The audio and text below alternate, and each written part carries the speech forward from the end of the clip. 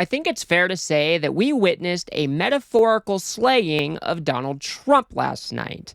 Now, of course, I'm referring to the debate where Kamala Harris came prepared and Donald Trump definitely did not. Now, I've already done a breakdown on Kamala Harris's performance, so if you want to watch that, I will link it at the end of this video. But today, I wanted to cover Donald Trump's poor performance. We'll call these the lowlights of the debate. I'm going to tackle these things chronologically as we move through this debate, but I want to point out some of the absolutely insane things that Donald Trump was saying, some of the crazy responses. I don't know. It was just a very bad performance from Donald Trump. I think any objective observer would tell you that as well. But of course, we're probably going to hear some crazy amount of spin coming from the right-wing ecosystem. But I'm here to tell you that Donald Trump did a pretty bad job. Let's go ahead and kick things off by looking at Donald Trump's answer to whether or not he would veto an abortion ban. Because this issue has now been taken over by the states. Would you veto a national abortion ban if it came to your desk? Well, I won't have to, because again...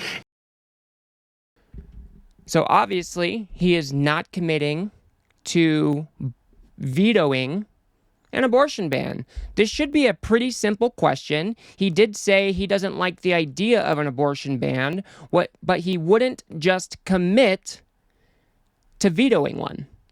He was even asked again about that. Let's go ahead and take a look. But if I could just get a yes or no, because your running mate, J.D. Vance, has said that you would veto if it did come to your desk. Well, I didn't discuss it with J.D. In all fairness, J.D., and I don't mind if he has a certain view, but I think he was speaking for me, but I really didn't. Look, we don't have to discuss it because she'd never be able to get it, just like she couldn't get student loans. They couldn't get student loans. They didn't even come close to getting student loans. They taunted young people and a lot of other people that had loans. They can never get this approved. So it doesn't matter what she says about going to Congress. Well, wonderful. Let's go to Congress. Do it. So obviously, Trump is angry. He looks angry. He's shouting. Not a really great look for somebody who wants to be the next president of the United States. And on top of all that, he cannot answer the question. This is a simple question. Would you veto an abortion ban?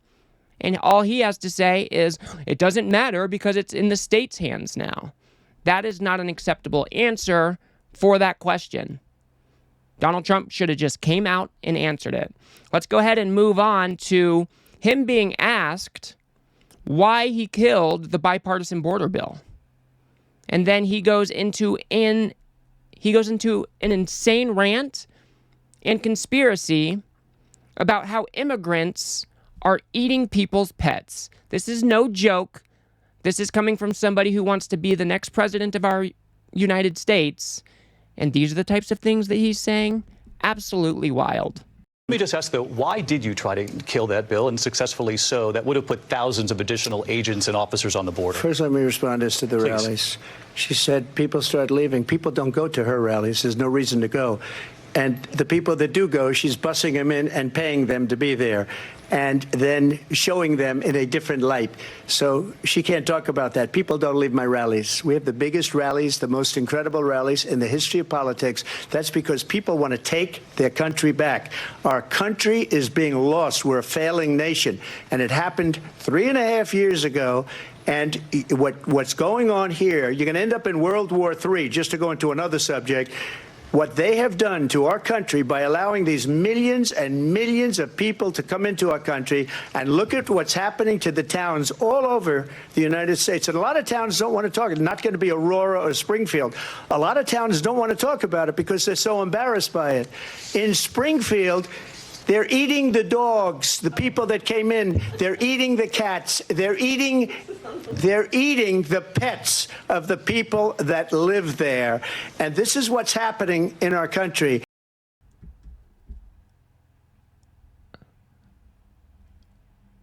I just don't even know what to say. My chin hit the floor when I was watching the debate live. I was absolutely stunned that this is what came rolling out of Donald Trump's mouth. He is supposedly super strong on immigration. And is this why? Because he likes to spin up conspiracies and demonize and dehumanize these people. I just could not even believe it. What a disgusting conspiracy theory to spread around. This is not what I want my presidents to be talking about. This is absolutely shameful behavior. But Donald Trump was even asked, open-endedly, you talk about mass deportations, how exactly would that look? And Donald Trump is given, I think, a full 2 minutes to respond, and this is a topic that he's supposed to be the strongest on. And he absolutely bombs. Let's go ahead and take a look. As well. President Trump, you call this the largest domestic deportation operation in the history of our country. You say you would use the National Guard. You say if things get out of control, you'd have no problem using the U.S. military. Police, yes. You also said you would use local police. How would you deport 11 million undocumented immigrants? I know you believe that number is much higher. Take us through this. What does this look like? Will authorities be going door to door in this country? Yeah, it is much higher because of them. They allowed criminals, many, many millions of criminals. They allowed terrorists. They allowed common street criminals. They allowed people to come in, drug dealers, to come into our country. And they're now in the United States and told by their countries like Venezuela, don't ever come back or we're going to kill you. Do you know that crime in Venezuela and crime in countries all over the world is way down? You know why? Because they've taken their criminals off the street and they've given them to her to put into our country. And this will be one of the greatest mistakes in history for them to allow. And I think they probably did it because they think they're going to get votes, but it's not worth it because they're destroying the fabric of our country by what they've done. There's never been anything done like this at all. They've destroyed the fabric of our country. Millions of people let in. And all over the world, crime is down. All over the world except here. Crime here is up and through the roof. Despite their fraudulent statements that they made, crime in this country is through the roof. And we have a new form of crime. It's called migrant crime. And it's happening at levels that nobody thought possible. President Trump, as you know, the FBI says overall violent crime is actually coming down in this country. But excuse me, the FBI they were defrauding statements. They didn't include the worst cities. They didn't include the cities with the worst crime. These are the rantings and ravings of a lunatic. Notice that he did not even answer the question. The question was, how would you go about deporting 11 plus million people? Donald Trump has said that he wants to deport 20 million people. And he's asked, well, how would you do that? And instead, he just starts rambling and screaming. He looks so angry and dehumanizing immigrants. This guy is delusional. I don't know what else to say. He didn't answer the question. He dehumanized immigrants.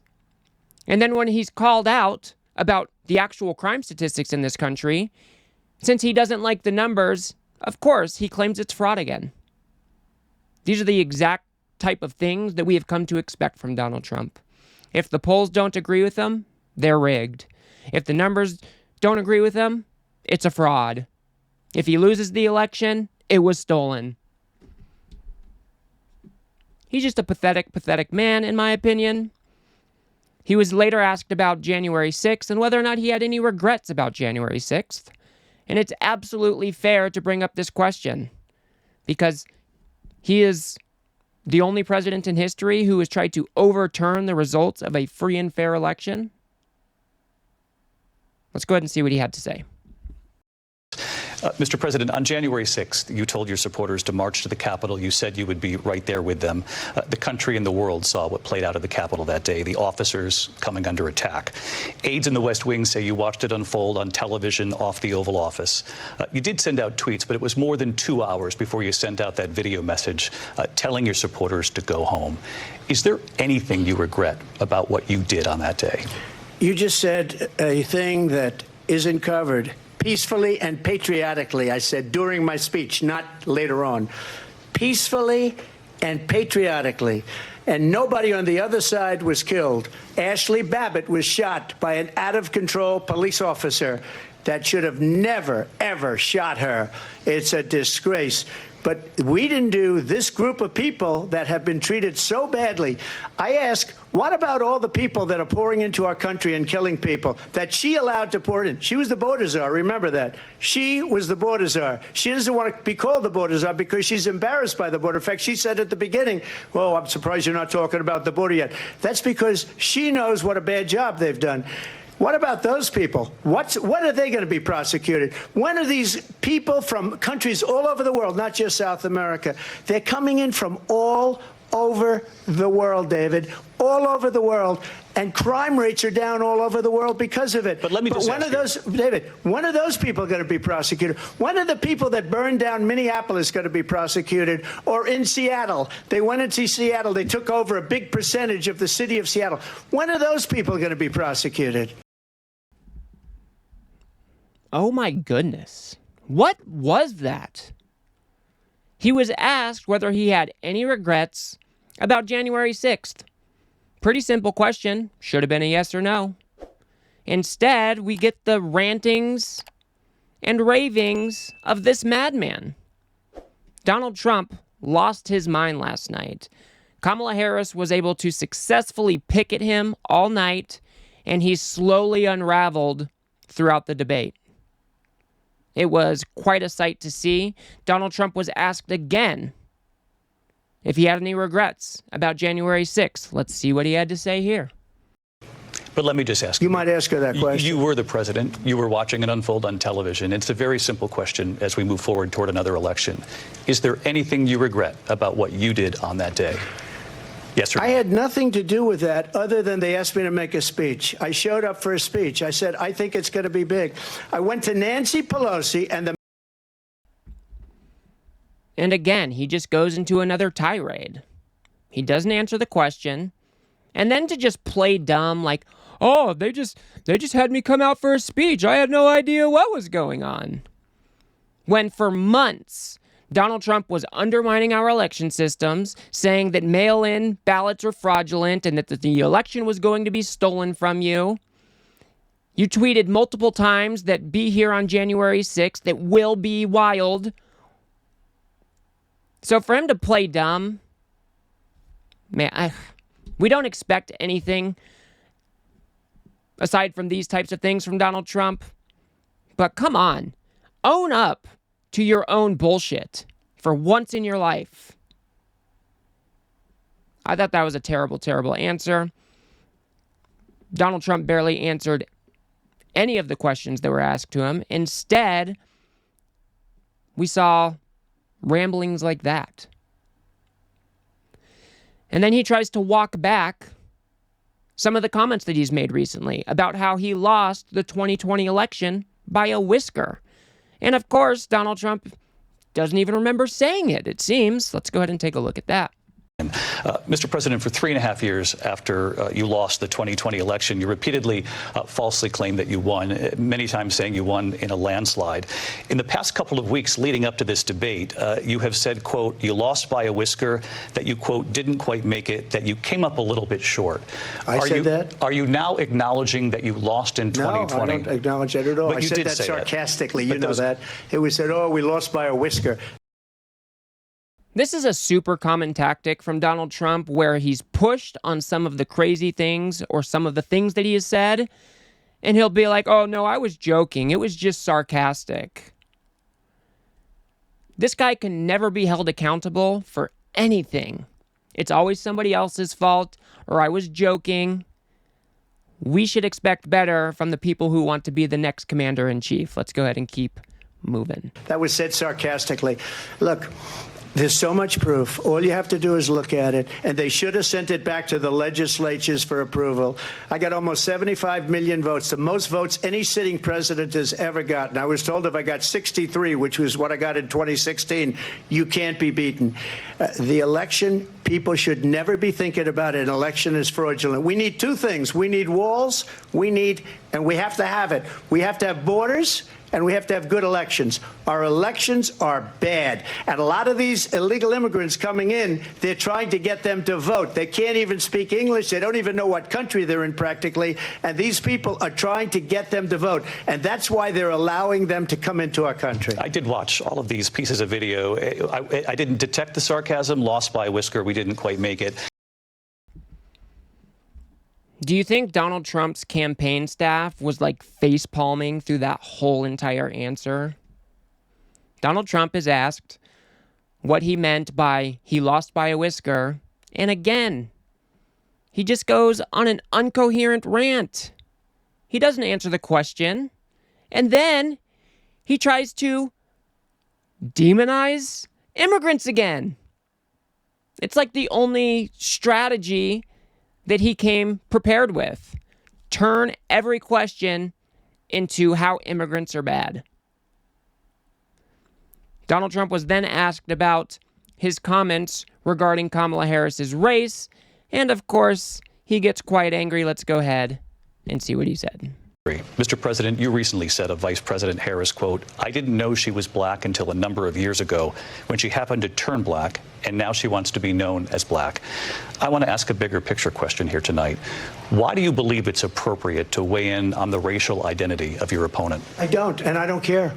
I don't care what she is. I don't care.